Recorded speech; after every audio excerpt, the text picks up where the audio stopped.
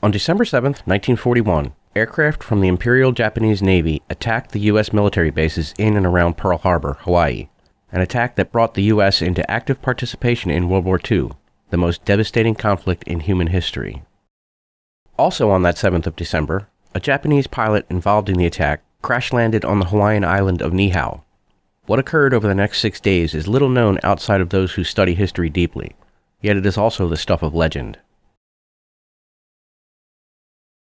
On that date, which will live in infamy, Imperial Japanese pilot Shigenori Nishikaichi was flying escort for some bomber aircraft from the carrier Shukaku, part of the second wave to hit targets on Oahu, including the U.S. Naval Air Station on the Mokopu Peninsula and Bellows Army Airfield.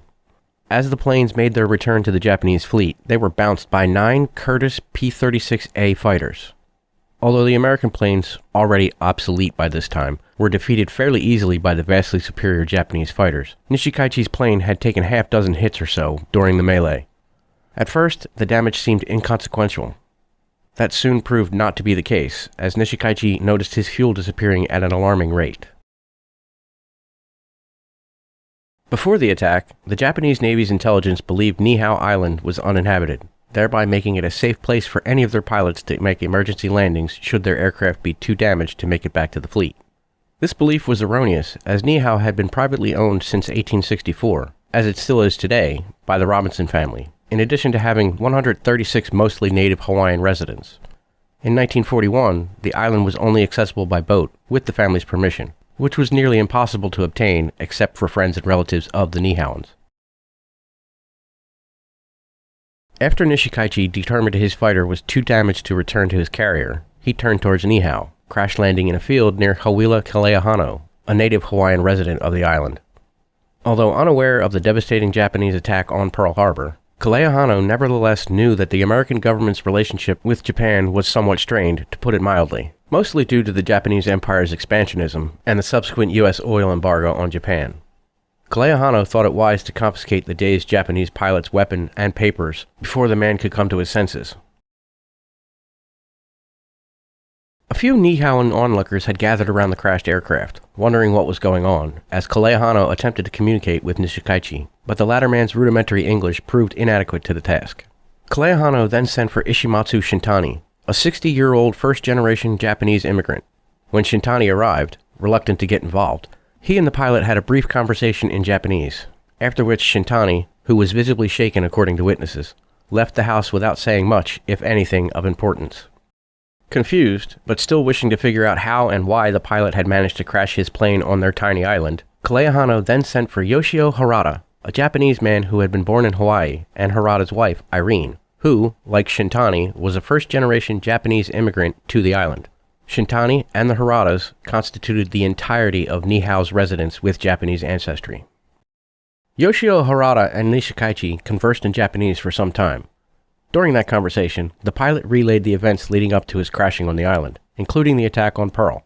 Harada withheld most of the details from the Niihauans, especially about Pearl, as he believed, rightfully or wrongfully, that the Hawaiians thought of him and his wife as more Japanese than Hawaiian, although he did relay that Nishikaichi wished for his pistol and papers returned. Harada's omissions began a series of events which would cost the Haradas everything, and helped lead the United States into making egregious errors when dealing with Japanese Americans during the war. The Niihauans showed Nishikaichi the respect they thought necessary, even treating the man to a traditional Hawaiian luau. The pilot even sang a Japanese song during the festivities while playing on a borrowed guitar. By all accounts, everyone got along well, despite the language barrier. That would soon change, however, as the islanders learned about the attack on Pearl via battery-operated radio later that evening. Nishikaichi was questioned again, and this time Harada faithfully and accurately translated, even about the attack. As the island's owner, Elmer Robinson, was scheduled to make his regular weekly trip to the island, the decision was made to have Nishikaichi return to Kauai with him. Unbeknownst to the Niihauans, however, Robinson's trip was cancelled due to the U.S. military's ban on boat traffic.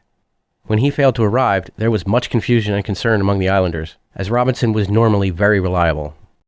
Over the next few days, as Robinson repeatedly failed to show up, the Haradas requested that Nishikaichi be permitted to stay with them, which was granted, with the stipulation that 4 guards accompany them. That arrangement would prove to be problematic, as it later turned out. Nishikaichi suspected Yoshio Harada's loyalties were wavering, and this gave the pilot a foothold to turn Harada, and to a lesser extent, Harada's wife, Irene. On the 12th of December, Ishimatsu Shintani privately met with Kalehano in an attempt to buy back Nishikaichi's belongings. He was once again denied, but this time Shintani left with a warning. There would be trouble if the pilot's things were not returned to him, and that it was a matter of life and death. While Shintani was making the attempt, however, Nishikaichi and Yoshio Harada were not idle. They attacked and overpowered the lone guard on duty at the time, while Irene Harada played loud music on a phonograph to mask the sounds of the struggle. After locking the guard in a warehouse, the pilot reacquired his pistol, which had been stored there, as well as a shotgun for Harada, and they set out for Kalehano's house to retrieve Nishikaichi's papers, among which was a map detailing the attack and some secret Japanese naval codes. Obviously, the pilot desperately wanted to prevent them from ending up in the American military's possession. Somewhere along the way, the two men picked up a 16-year-old hostage. Luckily, Kalehano was in his outhouse as they approached, and witnessed them prodding their hostage along at gunpoint. Staying hidden as they searched his house, Kalehano made a break for freedom as they turned their attention to the downed Zero. Hearing the boom of the shotgun, which thankfully missed, only spurred Kalehano on to greater speed as he ran to the nearby village, wanting to warn the residents about what was happening and urge them to evacuate. Many people initially refused to believe the news, as the Haradas had been good friends and neighbors to them for nearly 3 years. To their minds, it wasn't possible for Harada to do the things Kalehano relayed to them.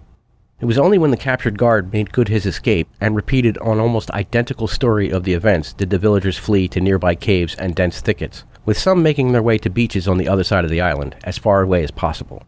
Kalehano and 5 others appropriated a boat and began to row to Kauai to apprise Aylmer Robinson of the situation developing on Niihau. Although the islanders had no way of knowing it, Aylmer Robinson already knew there was trouble on Niihau, as the Niihauans had been flashing signals towards Kauai using kerosene lanterns and reflectors. He just didn't know what that trouble could be, and with the travel restrictions in place after the attack, he had no way of finding out, given the small island's complete lack of electricity, let alone telephones. Meanwhile, as Kalehano and the others rowed towards Kauai, Nishikaichi and Harada were busy. The pilot attempted to make contact with the Imperial fleet, but failed. Whether this was because the fleet was beyond range of the small radio, or the radio itself was too damaged to properly transmit, is unknown. After failing to make contact, the pilot and Harada then forced one of their captives to aid them in removing one of the Zero's 7.7mm machine guns, along with some of its ammunition. That task accomplished, they set out for Kalehano's residence once more.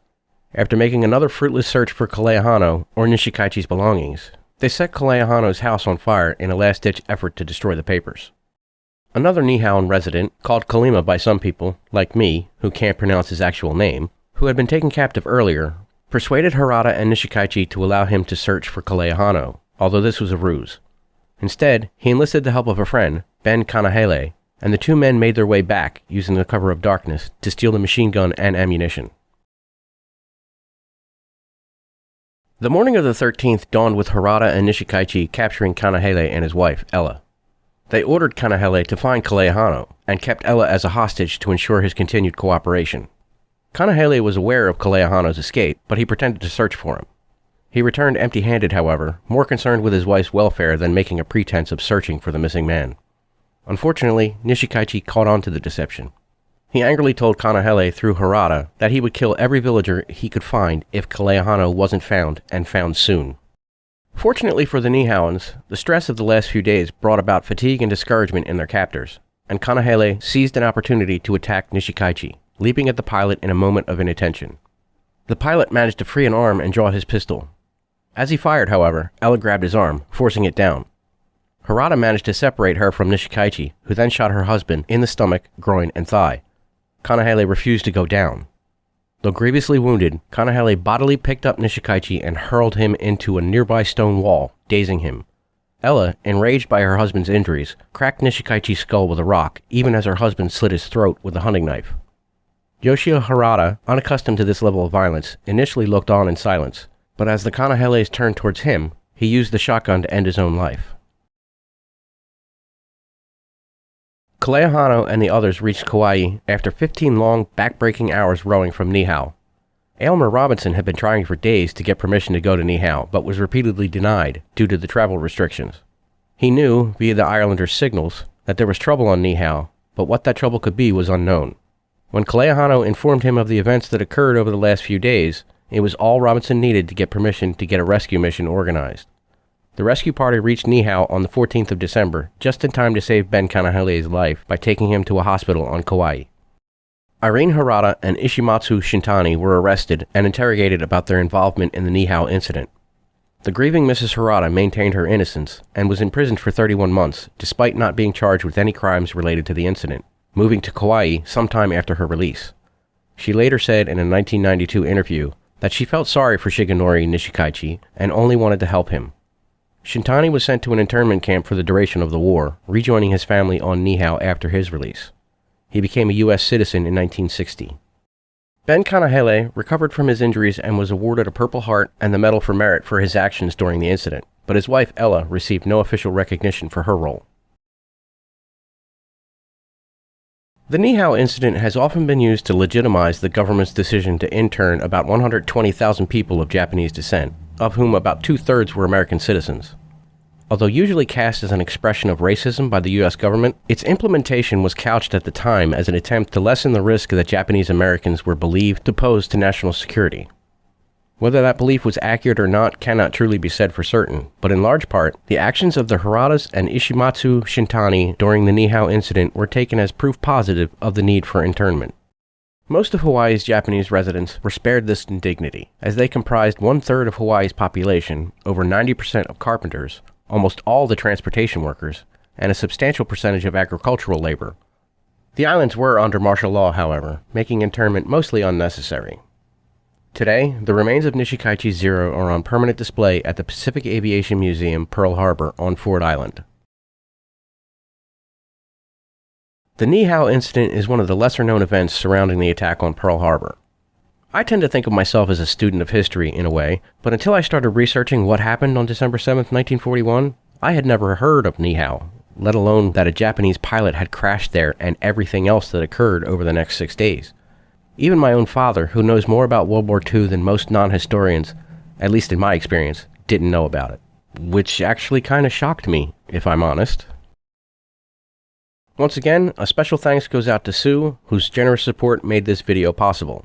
And with that, we've reached the end. So until the next time, may your days be pleasantly unexpected.